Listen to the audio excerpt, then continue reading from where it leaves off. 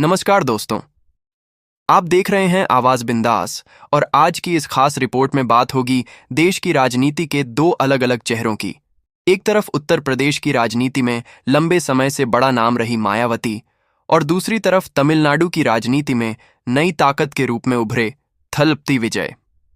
आज की कहानी किसी फिल्मी टक्कर की तरह नहीं, बल्कि दो अलग अलग राजनीतिक रास्तों की कहानी है। एक तरफ बहुजन समाज पार्टी की राजनीति और सामाजिक प्रतिनिधित्व का मुद्दा है, तो दूसरी तरफ टीवीके के जरिए तमिलनाडु में नई राजनीतिक पहचान बनाने वाले विजय की राजनीति है। तो चलिए शुरू करते हैं 12 अगस्त की 10 बड़ी खबरों के साथ। खबर नंबर 1, मायावती का आरक्षण पर बड़ा रुख। सबसे पहले बात मायावती की। मायावती ने हाल में अनुसूचित जाति और अनुसूचित जनजाति के आरक्षण में तथाकथित क्रीमी लेयर के मुद्दे का विरोध किया है।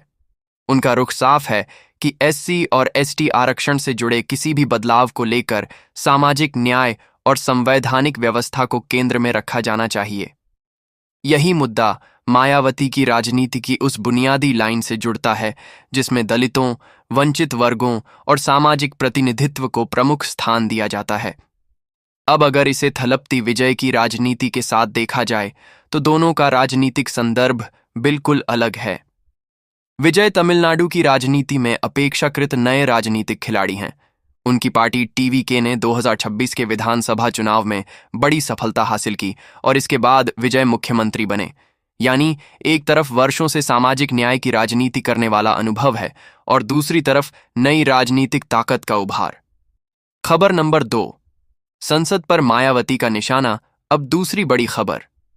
मायावती ने संसद की कार्यवाही में लगातार हो रहे व्यवधान को लेकर बीजेपी और विपक्ष दोनों पर सवाल उठाए हैं। उनका आरोप है कि दोनों पक्षों के बीच ऐसा राजनीतिक टकराव हो रहा है जिससे जनता से जुड़े महत्वपूर्ण मुद्दे पीछे छूट जाते हैं। यह मायावती की उस राजनीतिक शैली को दिखाता है जिसमें वह कई बार सत्ता पक्ष के साथ साथ विपक्षी दलों को भी निशाने पर लेती हैं, और यहीं पर एक बड़ा राजनीतिक अंतर दिखाई देता है। विजय की राजनीति फिलहाल तमिलनाडु की सरकार और अपने संगठन को मजबूत करने के इर्द गिर्द दिखाई दे रही है।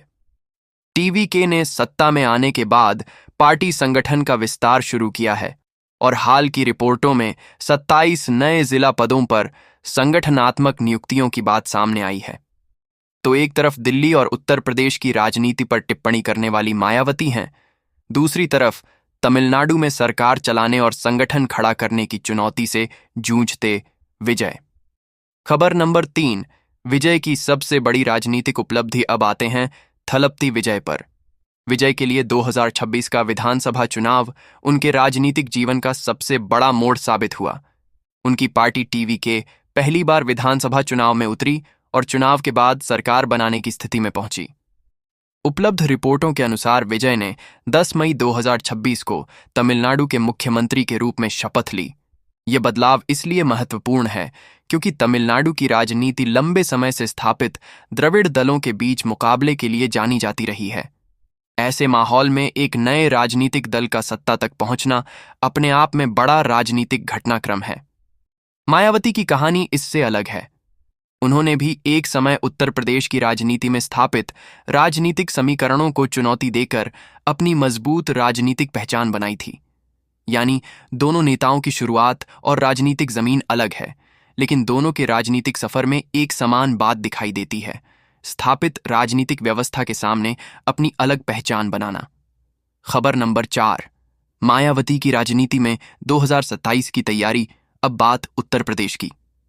उत्तर प्रदेश की राजनीति में 2027 विधानसभा चुनाव की तैयारी धीरे धीरे तेज हो रही है और बीएसपी भी संगठन को लेकर सक्रिय दिखाई दे रही है। मायावती की पार्टी के सामने सबसे बड़ी चुनौती अपने पारंपरिक जनाधार को मजबूत करने और बदलते राजनीतिक समीकरणों में अपनी जगह फिर से मजबूत करने की है। हाल की राजनीतिक गतिविधियों में मायावती का फोकस संगठन, सामाजिक आधार और चुनावी रणनीति पर दिखाई देता है। यहां ध्यान देने वाली बात यह है कि मायावती के पास चुनावी राजनीति का दशकों का अनुभव है। इसके उलट विजय की पार्टी अब भी अपने शुरुआती दौर में है। इसलिए अगर कोई कहे कि दोनों की राजनीति बिल्कुल एक जैसी है तो यह सही तस्वीर नहीं होगी। परीक्षा चुनाव जीतना एक चुनौती है कि मायावती लेकिन सरकार चलाना उससे भी बड़ी चुनौती। राजनीतिक नेता है। विजय के सामने अब सबसे बड़ा सवाल यही है कि चुनावी समर्थन को प्रशासनिक प्रदर्शन में कैसे बदला जाए। 5 टीवी के सत्ता में आने के बाद सरकार के सामने रोजगार, शिक्षा, स्वास्थ्य, महिलाओं से जुड़े मुद्दे, बुनियादी ढांचा और राज्य की अर्थव्यवस्था जैसे कई बड़े सवाल हैं। विजय की राजनीतिक यात्रा में यह पहला ऐसा दौर है जहां जनता उन्हें सिर्फ एक लोकप्रिय चेहरे के रूप में नहीं बल्कि शासन चलाने वाले मुख्यमंत्री के रूप में देख रही है। यानी अब भाषण से ज्यादा महत्वपूर्ण होगा सरकार का काम। और यही वह मोड़ है जहां किसी भी नए राजनीतिक नेता की असली परीक्षा होती है। खबर नंबर 6, मायावती का अनुभव बनाम विजय की नई ऊर्जा। अगर दोनों नेताओं को एक लाइन में समझना हो तो तस्वीर कुछ ऐसी बनती है। मायावती के पास लंबा राजनीतिक अनुभव है, विजय के पास नई राजनीतिक ऊर्जा। मायावती उत्तर प्रदेश की मुख्यमंत्री रह चुकी हैं और राष्ट्रीय राजनीति में भी लंबे समय से सक्रिय हैं। विजय ने फिल्मी लोकप्रियता से राजनीति में प्रवेश किया और अपनी पार्टी के जरिए सीधे चुनावी मैदान में उतरकर सत्ता हासिल की। यानी दोनों का रास्ता बिल्कुल अलग रहा। मायावती ने संगठन और सामाजिक राजनीतिक आंदोलन के जरिए अपना आधार बनाया। विजय ने लोकप्रिय संस्कृति और अपने समर्थक आधार को राजनीतिक संगठन में बदलने की कोशिश की। यही वजह है कि दोनों की तुलना करते समय सिर्फ लोकप्रियता की बात करना पर्याप्त नहीं होगा। असल सवाल है किसका संगठन कितना मजबूत है, किसकी राजनीतिक पकड़ कितनी गहरी है और जनता उनके शासन या राजनीतिक काम को किस तरह देखती है। खबर नंबर 7, टीवीके में संगठन विस्तार। अब एक और बड़ी खबर विजय की पार्टी से। हाल की रिपोर्टों के अनुसार टीवीके ने 27 नए जिला पदों पर पार्टी संगठन में नियुक्तियां की हैं। यह कदम इसलिए महत्वपूर्ण है क्योंकि चुनाव जीतने के बाद किसी पार्टी के सामने सबसे बड़ी चुनौती होती है जमीनी संगठन को मजबूत करना। चुनावी लहर और लोकप्रियता चुनाव जितवा सकती है, लेकिन लंबे समय तक राजनीति में बने रहने के लिए बूथ स्तर तक संगठन जरूरी होता है। विजय के सामने अब यही चुनौती है। क्या टीवीके सिर्फ विजय के नाम पर चलने वाली पार्टी रहेगी या फिर वह एक मजबूत कैडर और संगठन वाली राजनीतिक पार्टी बनेगी? आने वाले वर्षों में इसका जवाब दिखाई देगा। खबर नंबर 8, मायावती का सबसे बड़ा राजनीतिक हथियार। अब बात मायावती की। मायावती की राजनीति में सबसे बड़ा मुद्दा रहा है सामाजिक प्रतिनिधित्व। दलित, पिछड़े और वंचित वर्गों से जुड़े मुद्दे बीएसपी की राजनीति का महत्वपूर्ण हिस्सा रहे हैं। आरक्षण को लेकर मायावती का हालिया रुख भी इसी राजनीतिक लाइन से जुड़ा दिखाई देता है। यही वह क्षेत्र है जहां मायावती की राजनीति को लंबे अनुभव का फायदा मिलता है, लेकिन उनके सामने चुनौती भी कम नहीं है। बदलती चुनावी राजनीति में युवा मतदाता, सोशल मीडिया, नई राजनीतिक भाषा और नए गठबंधन लगातार राजनीतिक समीकरण बदल रहे हैं। इसीलिए मायावती के सामने सिर्फ अपना पुराना आधार बचाने की चुनौती नहीं है, बल्कि उसे नई पीढ़ी तक मजबूत तरीके से पहुंचाने की चुनौती भी है। खबर नंबर 9, क्या विजय राष्ट्रीय राजनीति में बड़ा चेहरा बनेंगे? अब आता है सबसे बड़ा सवाल, क्या थलपति विजय की राजनीति सिर्फ तमिलनाडु तक सीमित रहेगी या भविष्य में उनका राजनीतिक प्रभाव राज्य की सीमा से बाहर भी दिखाई देगा? अभी इस सवाल का निश्चित जवाब देना जल्दबाजी होगी। विजय की पार्टी को पहले तमिलनाडु में शासन का अनुभव हासिल करना होगा। उनके सामने 5 साल का कार्यकाल, प्रशासन, संगठन और जनता की उम्मीदों को पूरा करने की चुनौती है। राष्ट्रीय राजनीति में प्रभाव सिर्फ लोकप्रियता से नहीं बनता। उसके लिए मजबूत संगठन, व्यापक राजनीतिक नेटवर्क, लगातार चुनावी प्रदर्शन और राष्ट्रीय मुद्दों पर स्पष्ट राजनीतिक रुख जरूरी होता है।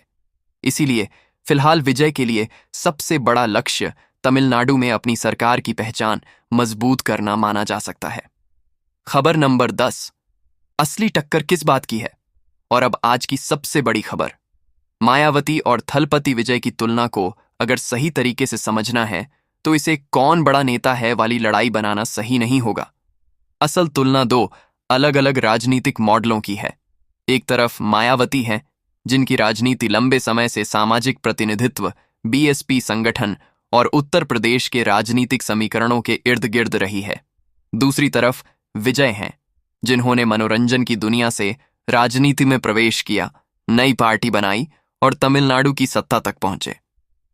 एक के पास लंबा राजनीतिक अनुभव है, दूसरे के पास नई राजनीतिक शुरुआत की ऊर्जा है। एक का राजनीतिक आधार उत्तर प्रदेश में है, दूसरे की राजनीतिक जमीन तमिलनाडु है। इसलिए आज की तारीख में यह कहना ज्यादा सही होगा कि दोनों के बीच सीधी चुनावी टक्कर नहीं, बल्कि दो अलग अलग राजनीतिक यात्राओं की तुलना हो रही है। बड़ा सवाल, आगे कौन बढ़ेगा? राजनीति में कोई भी नेता सिर्फ एक चुनाव से बड़ा या छोटा साबित नहीं होता। मायावती के सामने 2027 का उत्तर प्रदेश विधानसभा चुनाव एक महत्वपूर्ण परीक्षा होगा। विजय के सामने तमिलनाडु में सरकार चलाने और अपने नए संगठन को मजबूत करने की परीक्षा है। मायावती के लिए सवाल है कि बीएसपी अपने राजनीतिक प्रभाव को कितना मजबूत कर पाती है। विजय के लिए सवाल है कि टीवी के अपनी चुनावी सफलता को लंबे समय की राजनीतिक ताकत में बदल पाती है या नहीं। और जनता के लिए सबसे महत्वपूर्ण सवाल यही है, कौन बेहतर काम करता है? कौन रोजगार पर बेहतर काम करता है? कौन शिक्षा और स्वास्थ्य पर बेहतर नतीजे देता है? कौन प्रशासन को ज्यादा प्रभावी बनाता है? और कौन अपने चुनावी वादों को जमीन पर उतारता है? क्योंकि आखिरकार राजनीति में सबसे बड़ी खबर किसी नेता का बयान नहीं होती, सबसे बड़ी खबर होती है जनता के जीवन में हुआ बदलाव। आयुट्रो तो दोस्तों, आज की इस खास रिपोर्ट में हमने समझा कि मायावती और थलपति विजय की राजनीतिक यात्राएं कहां अलग हैं और कहां दोनों के सामने समान चुनौतियां दिखाई देती हैं। एक तरफ उत्तर प्रदेश में मायावती की लंबी राजनीतिक पारी है, दूसरी तरफ तमिलनाडु में विजय की नई राजनीतिक पारी। अब आने वाला समय बताएगा कि कौन अपनी राजनीतिक जमीन को कितना मजबूत करता है। अगर आपको हमारी यह रिपोर्ट पसंद आई हो तो वीडियो को लाइक जरूर करें, अपनी राय कमेंट में बताएं और ऐसी ही दमदार और तथ्य आधारित राजनीतिक खबरों के लिए आवाज बिंदास को सब्सक्राइब करना बिल्कुल मत भूलिए। मैं मिलता हूं आपसे अगली बड़ी खबर के साथ। तब तक के लिए नमस्कार।